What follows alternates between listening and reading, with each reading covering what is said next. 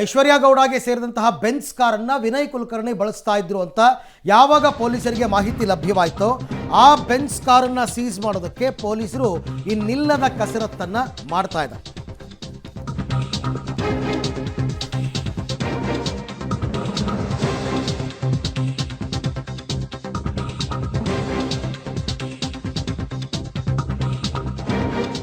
ಐಶ್ವರ್ಯ ಗೌಡರಿಂದ ಕೋಟಿ ಕೋಟಿ ವಂಚನೆ ಪ್ರಕರಣದಲ್ಲಿ ಬೆನ್ಸ್ ಕಾರನ್ನು ಸೀಸ್ ಮಾಡೋದಕ್ಕೆ ಪೊಲೀಸರು ಇನ್ನಿಲ್ಲದ ಕಸರತ್ತು ಮಾಡ್ತಾ ಇದ್ದಾರೆ.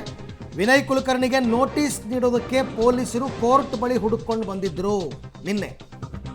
ಸೊ ಇದರ ಮತ್ತೊಂದು ಎಕ್ಸ್ಕ್ಲೂಸಿವ್ ಸ್ಟೋರಿ ನಿಮ್ಗೆ ಹೇಳ್ತೀವಿ. KA03 MN 8181 ನಂಬರಿನ ಬೆನ್ಸ್ ಕಾರು ಐಶ್ವರ್ಯ ಗೌಡ ಪತಿ ಹರೀಶ್ ಹೆಸರಿನಲ್ಲಿದೆ. ಈ ಕಾರನ್ನು ಐಶ್ವರ್ಯ ವಿನಯ್ ಕುಲಕರ್ಣಿಗೆ ನೀಡಿದ್ದಾರೆ ಅಂತಕ್ಕಂಥದ್ರ ಬಗ್ಗೆ ಪೊಲೀಸ್ ವಿಚಾರಣೆ ವೇಳೆ ಪತ್ತೆಯಾಗಿದೆ. ಹೀಗಾಗಿ ವಿನಯ್ ಕುಲಕರ್ಣಿಗೆ ನೋಟಿಸ್ ನೀಡೋದಕ್ಕೆ ಕೋರ್ಟ್ ಪೊಲೀಸರು ಬಂದಿದ್ದರು. ಇದು ಚಂದ್ರ ಲೇಔಟ್ನಲ್ಲಿ ದಾಖಲಾಗಿದ್ದಂತಹ FIR ಸಂಬಂಧ ನೋಟಿಸ್ ಕೊಡೋದಕ್ಕೆ ಬಂದಿದ್ದರು ಸಿಟಿ ಸಿವಿಲ್ ಕೋರ್ಟ್ ಹತ್ತಿರಕ್ಕೆ. ಜೊತೆಗೆ ಅವರು ನೋಟಿಸ್ ಪಡೆಯೋದಕ್ಕೆ ನಿರಾಕರಿಸಿದ್ದಾರೆ ವಿನಯ್ ಕುಲಕರ್ಣಿ ಅಂತ ಕೂಡ ಮಾಹಿತಿ ಬಂದಿದೆ. ನನ್ನ ಹತ್ರ ಕಾರೇ ಇಲ್ಲ, ನಾನು ಯಾಕೆ ನೋಟಿಸ್ ತೊಗೊಳ್ಳಿ, ನನ್ನ ಹತ್ರ ಇದ್ರೂ ತೊಗೊಂಡೋಗಿ ನೀವೇ ಕಾರು ಅಂತ ಕೂಡ ಹೇಳಿದಾರಂತೆ. ನೋಟಿಸ್ ಸ್ವೀಕರಿಸದ ಹಿನ್ನೆಲೆಯಲ್ಲಿ ಕೋರ್ಟ್ನಿಂದ ವಾಪಸ್ಸಾಗಿದ್ದಾರೆ ಸಬ್ ಇನ್ಸ್ಪೆಕ್ಟರ್ ಅಂತ ಕೂಡ ಹೇಳಲಾಗ್ತಿದೆ. ನೋಟಿಸ್ ಅಂದರೆ ಏನು, ವಿಚಾರಣೆಗೆ ಬನ್ನಿ ಅಂತ. ಸೊ ಹಾಗಾಗಿ ನನ್ನ ಹತ್ರ ಕಾರು ಇಲ್ಲ, ಆ ಕಾರ್ನ ನಾನು ಬಳಸೂ ಇಲ್ಲ, ನನಗೂ ಐಶ್ವರ್ಯ ಗೌಡಗೂ ಯಾವುದೇ ವ್ಯಾವಹಾರಿಕ ಸಂಬಂಧ ಇಲ್ಲ, ಏನೋ ದೇವ್ರ ದರ್ಶನ ಮಾಡಿಸ್ಕೊಡಿ ಅಂತ ಕೇಳಿದ್ರು, ನಾನು ಆ ಭಾಗದವನೇ ಆಗಿರೋದ್ರಿಂದ ಮಾಡಿಸ್ಕೊಟ್ಟೆ ಅಷ್ಟೇ ವಿಚಾರ ಅಂತ ಹೇಳಿದ್ದಾರೆ. ಈ ಬಗ್ಗೆ ಮತ್ತಷ್ಟು ಮಾಹಿತಿ ನನ್ನ ಕೊಲೀಗ್ ನರಸಿಂಹಮೂರ್ತಿ ಅವರಿಂದ ಪಡೆಯೋಣ.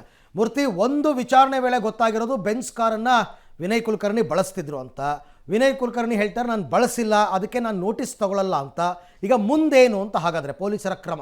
ಅರವಿಂದ, ಐಶ್ವರ್ಯ ಗೌಡಳ ಬಳಿ ಈ ಹಿಂದೆಯೇ 3 ಕಾರುಗಳನ್ನು ಪೊಲೀಸರು ವಶಕ್ಕೆ ಪಡೆಯುವ ಕೆಲಸವನ್ನ ಮಾಡಿದ್ರು. ಆದರೆ ಇನ್ನೂ 2 ಬೆನ್ಸ್ ಕಾರುಗಳು ಆಕೆಯ ಬಳಿ ಇದಾವೆ ಅನ್ನೋದು ಪೊಲೀಸರ ತನಿಖೆಯಲ್ಲಿ ಗೊತ್ತಾಗಿದೆ. ಅದರಲ್ಲಿ ಒಂದು ಕಾರನ್ನ ಹಾಲಿ ಶಾಸಕ ಮಾಜಿ ಸಚಿವ ವಿನಯ್ ಕುಲಕರ್ಣಿ ಅವರಿಗೆ ಕೊಟ್ಟಿದ್ದಾರೆ ಅನ್ನೋ ಮಾಹಿತಿಗಳು ಲಭ್ಯವಾಗಿದೆ. ಈ ಹಿನ್ನೆಲೆಯಲ್ಲಿಯೇ ನಿನ್ನೆ ಪೊಲೀಸರು ಸಬ್ ಇನ್ಸ್ಪೆಕ್ಟರ್ ಒಬ್ಬರು ಅವರಿಗೆ ನೋಟಿಸನ್ನು ಸರ್ವ್ ಮಾಡಬೇಕು ಅನ್ನೋ ಹಿನ್ನೆಲೆಯಲ್ಲಿ ಕೋರ್ಟ್ ಬಳಿ ಬೆಳಗ್ಗೆಯಿಂದ ಕಾಯ್ದಿರ್ತಾರೆ. ಆ ಬಳಿಕ ಅವರು ಕೋರ್ಟ್ನಿಂದ ಹೊರಬಂದ ಬಳಿಕ ಆ ಒಂದು ನೋಟಿಸನ್ನು ಸರ್ವ್ ಮಾಡೋದಕ್ಕೆ ಮುಂದಾಗ್ತಾರೆ. ಆದರೆ ಅದನ್ನ ವಿನಯ್ ಕುಲಕರ್ಣಿ ಅವರು ನಿರಾಕರಣೆ ಮಾಡ್ತಾರೆ, ಸ್ವೀಕಾರವನ್ನ ಮಾಡ್ಕೊಳ್ಳೋದಿಲ್ಲ. ನನ್ನ ಬಳಿ ಕಾರ್ ಇದ್ರೆ ನೀವು ಸೀಸ್ ಮಾಡ್ಕೊಳ್ಳಿ ಅನ್ನೋ ಮಟ್ಟಿಗೆ ಪೊಲೀಸರಿಗೆ ಹೇಳಿ ಕಳಿಸಿದ್ದಾರೆ ಅನ್ನೋ ಮಾಹಿತಿಗಳು ಕೂಡ ಲಭ್ಯವಾಗ್ತಿದ್ದಾವೆ. ಈ ಬಗ್ಗೆ ಪಬ್ಲಿಕ್ ಟಿವಿ ಜೊತೆ ಮಾತನಾಡಿದಂತಹ ಸಂದರ್ಭದಲ್ಲಿ ವಿನಯ್ ಕುಲಕರ್ಣಿ ಆಕೆ ಯಲ್ಲಮ್ಮ ದೇವಿಯ ದರ್ಶನಕ್ಕೆ ಅಂತೇಳಿ ಬಂದಂತಹ ಸಂದರ್ಭದಲ್ಲಿ ಬಂದಿದ್ಲು. ಆಗ ನಾನು ನಮ್ಮ ಶಾಸಕರಿಗೆ ಹೇಳಿದ್ದೆ, ಒಂದು 2-3 ಬಾರಿ ಆಕೆಯನ್ನು ಭೇಟಿ ಮಾಡಿದ್ದೀನಿ, ಅದನ್ನು ಹೊರತುಪಡಿಸಿದ್ರೆ ನನಗೆ ಮತ್ತೆ ಆಕೆಗೆ ಯಾವುದೇ ವ್ಯಾವಹಾರಿಕ ಸಂಬಂಧ ಇಲ್ಲ. ನನ್ನ ಹೆಸರು ಹೇಳ್ಕೊಂಡು ನಾನು ಶಾಸಕ ಇದ್ದೀನಿ, ಪ್ರತಿದಿನ 100 ಜನ ಬರ್ತಾರೆ ಹೋಗ್ತಾರೆ. ಈಗಿದ್ದಂತಹ ಸಂದರ್ಭದಲ್ಲಿ ಆಕೆ DK ಸುರೇಶ್ ಹೆಸರು, ನಿಖಿಲ್ ಕುಮಾರಸ್ವಾಮಿ ಹೆಸರು, ಇವರೆಲ್ಲರ ಹೆಸರನ್ನು ತೆಗೆದುಕೊಂಡಿದ್ದಾಳೆ. ಇದರಿಂದ ನನ್ನ ಇಮೇಜ್ ಏನು ಡ್ಯಾಮೇಜ್ ಆಗೋದಿಲ್ಲ, ನನಗೂ ಆಕೆಗೂ ಸಂಬಂಧವಿಲ್ಲ ಅನ್ನೋ ಮಟ್ಟಿಗೆ ವಿನಯ್ ಕುಲಕರ್ಣಿ ಅವರು ಪಬ್ಲಿಕ್ ಟಿವಿ ಜೊತೆ ಮಾತನಾಡಿದ್ರು. ಆದರೆ ವಿಚಾರ ಏನಂತ ಹೇಳಿದ್ರೆ, ಈಗ ಆ ಒಂದು ಬೆನ್ಸ್ ಕಾರ್ ಯಾರ ಬಳಿ ಇದೆ? ಈಗ ವಿನಯ್ ಕುಲಕರ್ಣಿ ನನ್ನ ಬಳಿ ಇಲ್ಲ ಅಂತ ಅಂತಿದ್ದಾರೆ.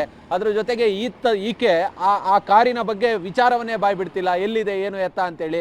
ಹೀಗಾಗಿ ಎಲ್ಲೋ ಒಂದು ಕಡೆ ಪೊಲೀಸರಿಗೆ ದೊಡ್ಡ ತಲೆನೋವಾಗಿರೋದು ಆ 2 ಬೆನ್ಸ್ ಕಾರ್ಗಳು ಎಲ್ಲಿದ್ದಾವೆ ಅನ್ನೋದು.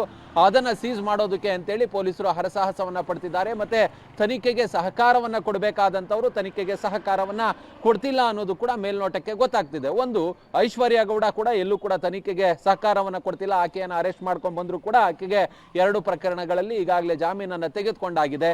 ಮತ್ತೆ ಈ ಕಾರು ಈಗ ವಿನಯ್ ಕುಲಕರ್ಣಿ ಬಳಿ ಇದೆ ಅಂತೇಳಿ ಹೇಳಿದ್ರು ಕೂಡ ಅವರು ನನ್ನ ಬಳಿ ಇಲ್ಲ ಅಂತೇಳಿ ಹೇಳ್ತಿದ್ದಾರೆ. ಹೀಗಾಗಿ ಪೊಲೀಸರಿಗೆ ಈ ವಿಚಾರ ಒಂದು ರೀತಿ ದೊಡ್ಡ ತಲೆನೋವಾಗಿ ಪರಿಣಮಿಸಿರೋದು. ರೈಟ್ ಮೂರ್ತಿ, ಥ್ಯಾಂಕ್ ಯು ತಮ್ಮೆಲ್ಲ ಮಾಹಿತಿಗೆ, ಧನ್ಯವಾದ. ಸೊ ಈಗ ಮತ್ತೇನಾದರೂ ಕೋರ್ಟ್ ಮೊರೆ ಹೋಗಬೇಕಾಗತ್ತಾ, ಅಥವಾ ಅವ್ರ ಮನೆಗೆ ಹೋಗಿ ವಿನಯ್ ಕುಲಕರ್ಣಿಗೆ ನೋಟಿಸ್ ಕೊಟ್ಟು ಬರ್ತಾರಾ, ಪೊಲೀಸರು ನೋಟಿಸ್ ಅಂಟಿಸಿ ಬರ್ತಾರಾ, ಏನು ಮಾಡ್ತಾರೆ ಅಂತ ನೋಡೋಣ.